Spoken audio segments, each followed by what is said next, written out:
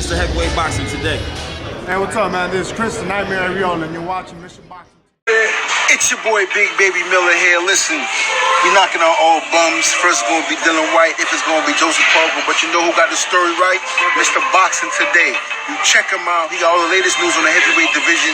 And if you don't know me, you soon will, because I'm kicking everybody ass. Heavyweight boxing fans, what's the deal? All right, man. So I've been off for a few days here. I did not get a chance to get to the heavyweight fights, under the radar heavyweight fights that took place last weekend. As you see here, Oleksandr Teslenko, David Price versus Cassius Ali, Hemi Ahio took on Julius Long, and Cassius Chaney took on Christian Mariscal, I believe the guy's name was. All these guys picked up victories over the last weekend. Chaney, like I said, he improves. I think he's about 15-0 right now. 6'6", 250-pound American heavyweight. Most notable, in my opinion, being in that Tyson Fury training camp when Fury was getting ready to fight Vladimir Klitschko for the first time. All right, he took care of business. Like I said, first round stoppage over a journeyman type fighter. You know, probably a few more journeymans like a Jamal Wood, somebody like that. Then I think Cass Chaney is ready to step up and fight a former, fringe contender type fighter, maybe a Marius Wach type of fighter, a Usanov type of fighter, somebody in that realm. You know what I mean? He's 31 years old. So I'm sure, sooner or later they want to put him in there with somebody, like I said, a former French contender, and then he started working his way up the ranks. All right. So I want to see more of Cassius Chaney. Big, strong, athletic guy. Just want to see more of him. All right. Hemi Ahio, he was in there. I mean, talk about a size differential. He was in there with the journeyman Julius Long. We know Julius Long is about 7'1", about 320 pounds, man. And Hemi Ahio was like 230 pounds, about 6 feet tall. You know what I mean? So size disparity, crazy. You know what I mean? But he went in there and had to grind out a decision win. I was picking him by decision. When I seen the matchup, I was like, I think he'll probably win by decision. That's a big dude to chop down. And it's one thing to be about 6'4", 6'5", trying to chop him down. But when you're 6 feet tall, man, like I said, the reach disparity, height, I mean, he's like, I think Julius Long outweighs him by like 85 pounds, man. So went in there, did what he had to do, pulled out a scrappy decision win. All right, Hemi Ahio, want to see more of him also. He's about 13-0, 14-0, somewhere in there. I don't have these guys' records right in front of me, but I know he's somewhere in there.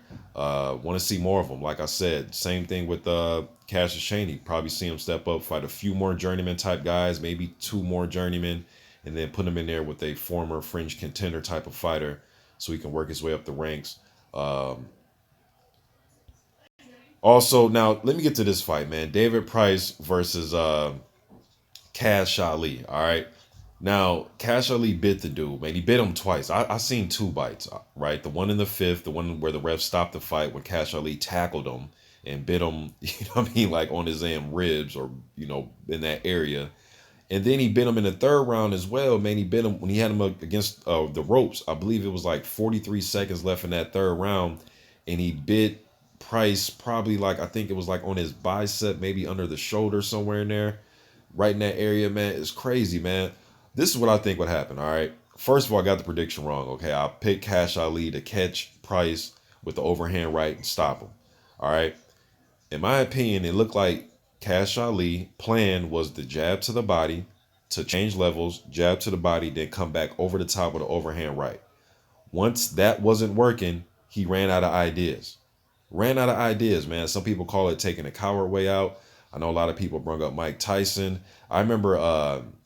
what's my man's name? Andrew Galata bit somebody too on Tuesday Night Fights. It was a dude from New Zealand. You guys look that up. I forgot the dude's name who he was fighting from New Zealand, man. But Galata bit somebody too way back in the day. I remember seeing that fight on Tuesday Night Fights. But it's like Cassius Ali just ran out of ideas. And in that 5th round, he was having his best round because he was it was hard for him to get inside of Price's jab. Price did a good job of using that jab, keeping his distance, and finding homes for everything and finding a home for every other punch after the jab, whether it was a right hand, hook to the body, uppercut. Did a great job of that jab. Then he started to look like he was gassing, getting tired a little bit. Cassius started to come on a little bit. He started to turn into a muddy type fight where he gets close, and you know, when you're holding and hitting, when you're holding with the left hand and hitting with the right hand, little chopping shots over the top where you guys are clinching. He was doing that, making it to a you know, like a grimy type fight. And then Price hit him with a good right hand that buzzed him. And then it looked like Cassius just said, all right, you know what? You were getting tired. I tried to make it a little, you know, grimy type fight. It's not working.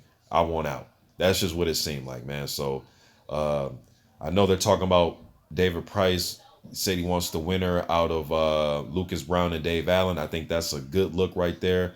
I like that type of fight, little, you know, undercard type of fight. I would like to see Price take on the winner out of Dave Allen and Lucas Brown. I know Eddie Hearn came out today and said he would like Derek Chisora. I know Chisora has a fight coming up with Sanaa Gashi. Gashi was in a crazy fight too with Tom Schwartz, man. Talk about foul fest. I remember that fight was crazy too. But Eddie Hearn's talking about putting Chisora in there with the winner out of Lucas Brown and Dave Allen. I would like to see Chisora. I thought him and the Parker fight was getting discussed. I wouldn't mind seeing that fight. You know what I mean? Being that there's other guys that are busy. You know, Joshua's busy with Miller and got Wilder busy with Brazil, so on and so forth. I wouldn't mind seeing Parker versus Chisora, all right? So I would rather see Chisora go out there, you know, like a Parker or something like that, and see Price take on the winner out of Dave Allen and Lucas Brown, all right? But yeah, props to Price, man. You know, he proved me wrong. Got the victory over Cash Ali. Cash Ali got his, last I checked, his purse was withheld and they suspended his license. I know he was saying something about he wanted to rematch David Price. I really don't see that happening. And then I heard the British Boxing Board took his license away as well, suspended him. You know what I mean? So the dude was tripping, man. He was tripping. He was having a good round for him. He was having a decent round. Got clipped with a right hand. And then to me, he just ran out of ideas. You know, the jab to the stomach overhand wasn't working. And it looked like David Price was, even though he was tired in that fifth, he was still fighting. And he landed a good right hand and casually quit pretty much in my eyes, all right?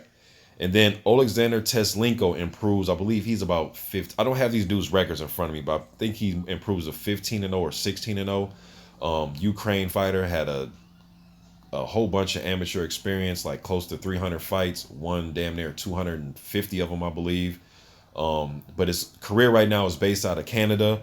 I just watched a fight he had with Fabio Maldonado. Maldonado's a guy that fought Oscar Rivas last December. And he went 10 rounds with Rivas, and he went 10 rounds with Teslenko. I'm replaying a fight right now as I'm watching it, or as I'm doing this video. And Teslenko, man, looked like he was getting tired down the stretch. And on the inside, he likes to hold and clinch. He's going to have to work on his inside game.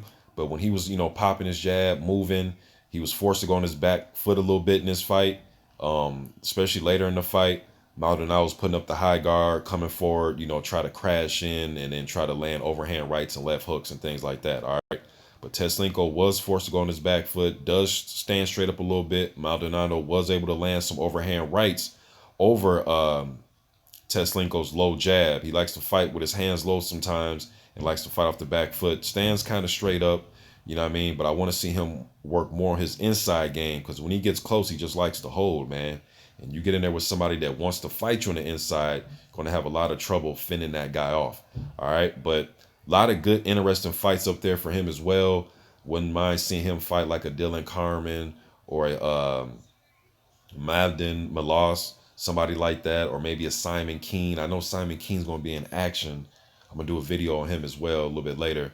But picked up a victory, hard-earned decision. He went 10 rounds, man, so that's a plus. He went 10. You know what I mean? Oscar Rivas went 10 with Maldonado as well. You know what I mean? So no shame in that.